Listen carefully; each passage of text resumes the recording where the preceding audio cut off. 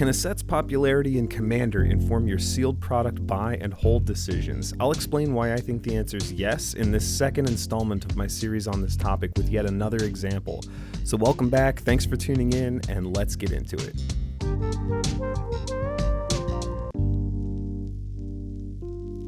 I really appreciate the support and the interest in the last video. I thought the discussion has just been amazing, and it is still ongoing. So if you haven't checked that video out, there's a link in the description of this video. Go on over, chime in, see what you think about that.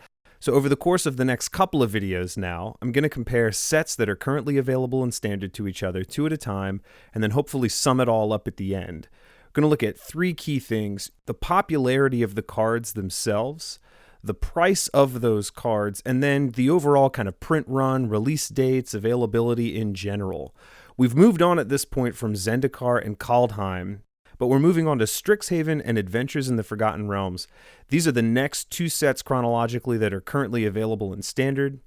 Like Zendikar and Kaldheim, both are essentially available for around their launch price, sometimes a little bit less. I'll kind of go over that in just a minute. Let's dive into these 3 topics to see if one set has an edge over the other just with respect to this.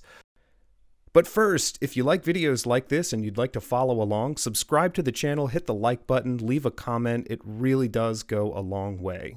Let's start with popularity. These again are the top 10 most popular cards according to EDHREC.com. This is the master resource that I tend to use. We'll start with Strixhaven here. This is the next set chronologically. And the top 10 cards, if we look at sort of 1 through 5 first, we start with Archmage Emeritus. That's the most popular card in Commander from Strixhaven, followed by Wandering Archaic, Culling Ritual, Baleful Mastery, and Frostboil Snarl. These range between what you can see here, 15,000-ish to 36,000-ish decks. So we're starting here already with that, and that's a pretty big disparity. You know, you've got an over 50% difference in terms of the quantity of the 5th most popular card in the first here. So let's kind of see where this goes. If we move on to 6 through 10, you've got all of the snarls, right? Necroblossom, Vine Glimmer, Shine Shadow, and Fury Calm, ending it off with Crackle with Power. So the number of decks here obviously starting to really taper off. We'll sort of size this up and say, well, is this a lot? Is this a little? What does this mean later on as we compare? But here's the master chart for both of these sets. Again, feel free to pause the video, go through this. This is online in the link in the description. This includes all of the past sets we've talked about and all the sets we're going to talk about, so you get kind of a sneak peek of what's to come. But this breaks down the number of decks each card is in order, and then the price of the card. You can look at the total value of the top 10 and then the total quantity of decks that the top 10 appear in. So is Strixhaven more or less popular than Adventures in the Forgotten Realms? If we move on to AFR, the top 5 most popular cards are these right here. You start with Treasure Vault, Circle of Dreams Druid, Old Gnawbone, Zorn, and then Teleportation Circle. So ranging between 23 and 13,000 decks kind of going down. Similar disparity to Strixhaven, not quite as big of a percentage gap, but the next 6 through 10 here, you've got Guardian of Faith, Loyal Warhound, Vorpal Sword, Grazilax, and Oswald Fiddlebender. I love saying Oswald Fiddlebender. Fiddlebender.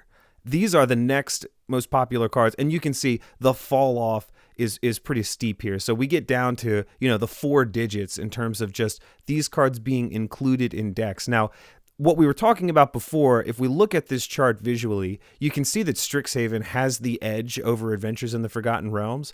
I think it is pretty significant too. They're not that far apart in terms of their release dates, but the popularity of cards from Strixhaven is obviously a lot higher than AFR. So we'll circle back to all of this later and talk about what that means, but let's move on to price. So the top 5 most popular cards in Strixhaven, you can see here, not much to write home about in terms of dollar amount. Archmage Emeritus is almost $3, Wandering Archaic at $5, Culling Ritual is $3-ish, Baleful Mastery is basically a bulk rare, although, you know, a popular one, sort of like Felidar Retreat and Zendikar Rising in the last video. Frostboil Snarl is just a couple dollars. While these lands are some of the more popular cards from Strixhaven, they do not command a high price because, in my opinion, they're just not a very strong land cycle. To each their own, though. Cards 6 through 10, though, the Snarls and Crackle with Power, we're in the $1 to $2 range for everything. Crackle with Power, $5.46. That's pretty decent. The total value of cards, though, from Strixhaven is coming in at $26.86. Moving on quickly to AFR, the price of the top 5 cards you can see here, they're a little bit better, a lot better if you include Old Gnawbone. So Treasure Vault is at, 7-ish, Circle of Dreams Druid 4-ish, but Old Gnawbone is a $30 card. This card has consistently been high. It's crept up as of late, but this card has consistently been between, 20 something dollars and the $30 that it is now since it came out. This is just a popular card. Zorn, watch out for Zorn, because Zorn is creeping up in price with the popularity of Treasure. This is an extremely efficient card. If you're in red and in Commander and you like Treasure, this card is kind of a must own. To be honest, I bought a few copies just to keep because I have a feeling that I'll use them. Teleportation Circle, though, a couple dollars. If we move on to 6 through 10, from Guardian of Faith down, the prices have a pretty steep fall off. We're in the bulk rare for Loyal Warhound and then the kind of $1 to $2 range. If we look at this visually, you can see, boom, Old Gnawbone is the most valuable card by a long shot. If we took that out, we're kind of peaking at around $750. This is not an overly valuable set of top 10 cards from each particular printing. In fact, the total value of Strixhaven is $26.86, while AFR is $54.95, and the AFR card value is obviously buoyed by Old Gnawbone. If Old Gnawbone were worth the couple of dollars that the average card from Strixhaven is worth, and you took $30 off of this, obviously they're almost dead even in terms of card value. So Old Gnawbone gives a tremendous edge to AFR if you're concerned with overall set value. We talked last video about how the value of the set in total does not inform the sealed box price over time. The further along you get, the older a set gets, the less important it is that it contains valuable cards, and the more important it is that it is a sealed product that becomes a commodity. There is an exception, though. Some sets sort of find themselves in between this. You can see, for example, Scars of Mirrodin is a $600 box recently sold, so I would peg this at around $600 for the value.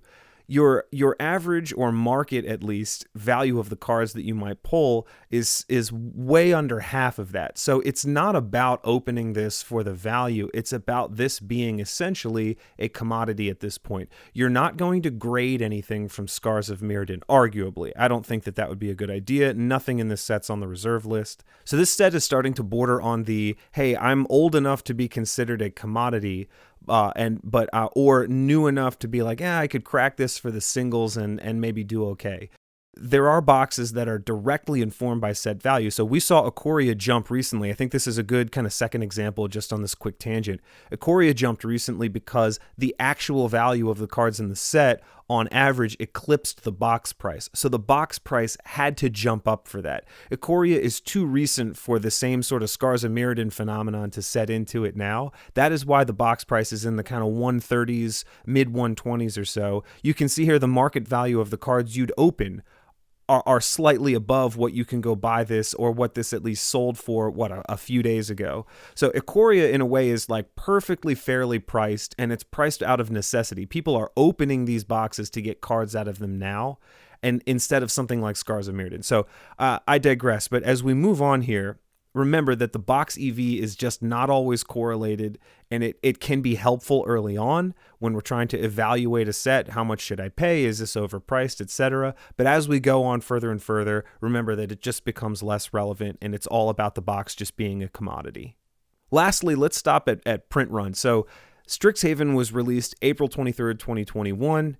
AFR was released July 23rd, 2021, so this is spring and summer of last year. So these sets are still both in standard, and when they're in standard, they're supposed to be in print according to Wizards. We talked about this last time. That's their goal, is to say, hey, if these cards are required for play, we're going to make them available to you. But in reality, that doesn't really happen. As the demand dies off and they've got more stuff to put on the printers, they will stop making this stuff. They'll give kind of a last call to distributors. Those distributors will share those last calls with their customers or their stores. They'll say, get in now because I'm not going to carry this anymore. Wizards isn't going to make it.